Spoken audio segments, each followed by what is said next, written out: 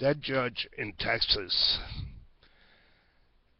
is one of the problems in this country. I'm talking about that judge who let that rich young man go because his defense was, well, my rich parents told me I can get away with anything. I don't have to obey the laws. And the judge, by setting him free and not caring about the families of the murdered people who were run over by a drunken rich kid, it shows me that maybe I'm not going to get justice either.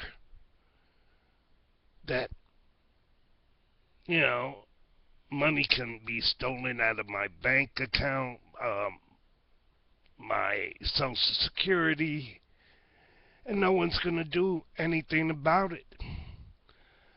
I've contacted a lot of people.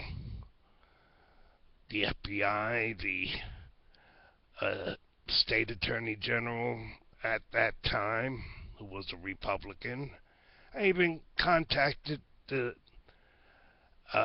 Attorney General of the United States. Of course, my case with the bank went to Texas, even though I was living in San Diego. And of course, nothing was found. That the bank was cleared, even though they wouldn't let me see one of my accounts, and when I transferred money from one account to another, they charged me $15 every time I did it, even though they wouldn't let me see my account. That was Chase Manhattan Bank when they took over WAMU, because, of course, I really don't want to have anything to do with Chase, knowing that some of my late wife's family works at Chase. And I've told you what the family business is. Well, it seems with that young man in Texas getting off free, I'll never get justice. They'll continue to rob me, and no matter how much I complain, because they have power, and I'm part of the 99%, made poorer thanks to that family and organized crime. What's your opinion? You know, because your opinion does matter. They're the ones in banking who brought this country into a recession.